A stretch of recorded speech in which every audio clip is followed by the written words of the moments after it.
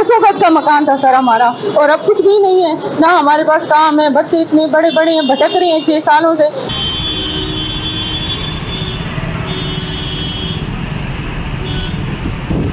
2024 तो राकेश विधायक जी का देहांत हो गया, उसके बाद कुछ इनका आता पता नहीं, फाइल कहाँ पर है कहाँ नहीं है, ये इस समय तो ये सारा पक्का जानते हैं कि जो हमारे घर लिए हुए हैं 100 गज के हमारे मकान थे, तो 100 गज की कम से कम हमारे मकानों की जो जमीन है, जमीन के बराबर हमको जमीन दिया जाए। हम धरने पर जब तक बैठे रहेंगे जब तक गवर्नमेंट हमारी बात नहीं सुनती। 10 सालों से पब्लिक के लिए रोड बनाया तो क्या पब्लिक मार कर रोड बनाएंगे? ये पब्लिक के लिए वो कर रहे हैं विकास, तो क्या पब्लिक को मार कर विकास करेंगे? क्या कहेंगे, आज धरने पर बैठे हैं, क्या कुछ परेशानी लेकर बैठे हैं? सर हम तो रिक्वेस्ट कर रहे हैं गवर्नमेंट से कि हमारी क्या गलती है, अगर वो विकास चाहती है ठीक है, हम भी चाहते हैं कि देश का सिटी का विकास हो, लेकिन इसमें हमारी क्या गलती है? हम 6 सालों से भटक रहे हैं, ना हमारा काम है ना हमारा घर है। 200 गज का मकान था सर हमारा, और अब कुछ भी नहीं है, ना हमारे पास काम है, बच्चे इतने बड़े बड़े हैं, भटक रहे हैं 6 सालों से। मैं सरकार से सिर्फ इतना पूछना चाहती हूँ कि इसमें हमारी क्या गलती है?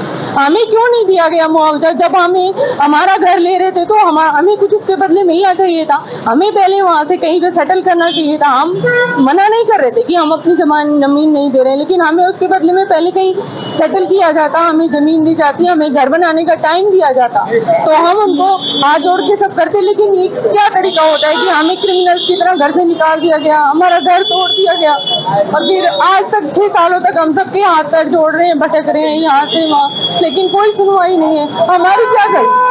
किन अधिकारियों से मिल चुके हैं, नेताओं से? हम सर जब हमारा घर टूटा था तो राव नरबीर सिंह यहाँ के विधायक थे, उनसे रिक्वेस्ट की गई, उन्होंने आश्वासन दिया हमें कि ठीक है करेंगे।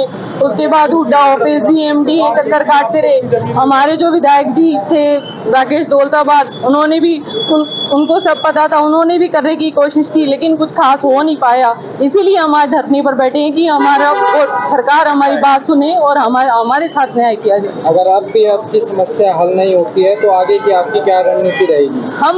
हम धरने पर जब तक बैठे रहेंगे जब तक गवर्नमेंट हमारी बात नहीं सुनती। और नहीं, क्या कहेंगे, आज धरने पर बैठे हैं, क्या कुछ समस्या? आज धरने पर बैठने का हमारा एक ही उद्देश्य है कि हम सब लोगों के जो घर थे, हम सब 1998 में जमीन खरीद करके और रजिस्ट्री कराई सरकार से। रजिस्ट्री कराने के बाद उसका म्यूटेशन वगैरह, सीवर, पानी, सब लोग हम लोगों को जो है सब यहाँ पे मिला हुआ था, और बड़े आराम से हम अपना घरों में रह रहे थे, अपने बच्चों की परवरिश कर रहे थे। और ये जब जमीन हम लोगों ने खरीदा था, किसी ने अपना PF निकाल करके जैसे तैसे करके उस समय ये जमीन खरीदा था, हम लोगों ने घर बनाया, एक कमरा करके धीरे धीरे सबने अपना घर बनाया और अपने घरों में रह रहे थे। 2-2, 2.5 मंजिल लोगों ने घर बना रखे थे, वहां से उनका किराया भी आ रहा था। कुछ परिवार तो हमारे ऐसे भी हैं कि जिनका अपने परिवार का खर्चा ही उस किराए से चल रहा था। अब उसके बावजूद भी सन 2018 25 नवंबर को सरकार का 24 घंटे का नोटिस आता है, और हमारे घरों को जो है घर से लोगों को सबको घर से बेघर कर दिया। उसके बाद जब ये अभी 2 साल 2.5 साल पहले इस पुल का निर्माण हुआ था, उस समय पर भी हम आए हुए थे यहाँ पर। हम CM साहब से उस समय मिलना चाहते थे, लेकिन हमको यहाँ के जो लोग थे, जो सिक्योरिटी जो लगी हुई थी, उन्होंने उसका हवाला दे करके यहाँ पे अभी आप मिल नहीं सकते हो, तो हम लोगों को उस समय CM साहब से मिलने में नहीं दिया था। उस समय शायद आप थे जो आपने मेरा इस समय इंटरव्यू भी लिया था, तो मैंने उस समय भी यही बात कहा था कि हमें सरकार से इतनी उम्मीद है कि जो हमारे घर लिए हुए हैं 100 गज के हमारे मकान थे, तो 100 गज की कम से कम हमारे मकानों की जो जमीन है, जमीन के बराबर हमको जमीन दिया जाए और बनाने का हमको पैसा दिया जाए। घाटसा वाले गांव के लोगों को दिया है, इनके घर नाले में गए उन लोगों को दिया, सूरत नगर वालों का मकान जो रोड में आया उन लोगों को दिया, फिर हमारे साथ में सरकार सोतेला व्यवहार क्यों कर रही है? क्या कहेंगे, क्या कुछ समस्या लेकर आज धरने पर बैठे हैं आप? हाँ, हमारी बहुत बड़ी समस्या है। हमने 1998 में यहाँ पे प्लॉट खरीदा था, जिसकी रजिस्ट्री, म्यूटेशन सब कुछ था, तो ये 22 साल से रह रहे थे, इन्होंने फ्लाईओवर के चक्कर में कैसे सरकार ने हमारे पूरे 10 घर थे, 10 के 10 बिल्कुल तोड़ के 2-2 मंजिल के थे, 100 गज के, उसमें 90 गज का, 80 गज के बड़े बड़े प्लॉट थे सबके। वो तोड़ने के बाद उद्घाटन हुआ, उसके हमने सब कुछ किया, लेकिन हमें कहीं से आश्वासन नहीं मिला। सीएम से मिलने हरियाणा भवन गए, डीसी साहब से, डांडा साहब, सबसे मिले हम, लेकिन हमारा कहीं से कुछ नहीं हुआ। तो कब से आप धरने पर बैठे और कब तक धरने पर बैठेंगे? हम एक बार पहले भी बैठ चुके हैं, लेकिन हमारा कुछ सोल्यूशन नहीं है। आज फिर हम बैठे हैं। अपनी परेशानी को लेकर किस किस को अवगत करा चुके हैं अभी तक आप? हम सीएम से भी मिले, सबसे मिले, जिससे मिलना था, डीसी साहब से भी मिले, वो क्या होता है एडमिनिस्ट्रेटर साहब, उनसे भी मिले, डांडा साहब से भी, जेएमडी में, सबसे मिले हैं। सब कहते हैं आपको मिलेगा मिलेगा, लेकिन वो कब मिलेगा ये कुछ नहीं पता।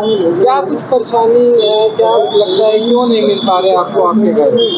ये देखो सरकार को पता है, हमको 6 साल से किराए पे रह रहे हैं, है ना। किराए देते देते सब बच्चे डिप्रेशन में, सब है, किसी की लड़की बीमार है, किसी के बच्चे, मतलब सब ना बहुत परेशानी में है। तो आगे की आपकी कार्रवाई क्या होगी अगर अभी भी आपकी सुनवाई नहीं होती है? हमारी कार्रवाई होगी। आज तो हम शांतिपूर्वक यहाँ बैठे हैं, अगर हमारा काम नहीं होगा तो हम पूरा रोड जाम करेंगे, चक्का जाम करेंगे, तो इसके लिए हमें अपनी जान भी देनी पड़ जाए। और मैं तो ऐसी औरत हूँ, आज ये यहाँ बैठ गई ना तो मैं उठूंगी नहीं, अंदर सब त्याग करके बैठूंगी, तो हमारा सोल्यूशन नहीं होगा, ठीक है ना।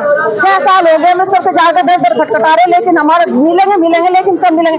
अरे किसी का लड़का चला गया, किसी का आदमी चला गया, किसी की बच्ची बीमार हो गई, 6 महीने में डिप्रेशन में लेकर सारी रिपोर्ट देखो किस परेशानी में है।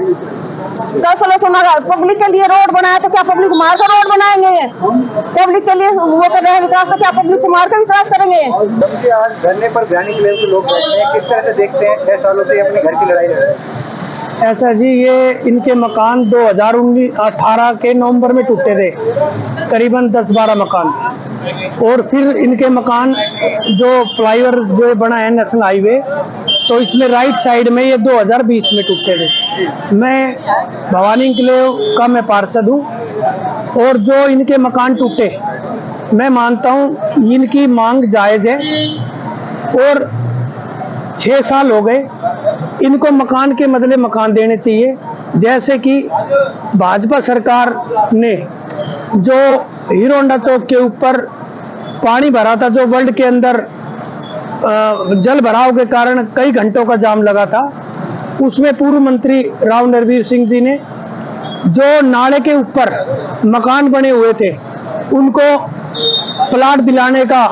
क्या कहेंगे आज यहाँ लोग धरने पर बैठे? धरने पर बैठे 2018 में फ्लाईओवर बनाने के लिए 20-21 लोगों के मकान तोड़े गए थे।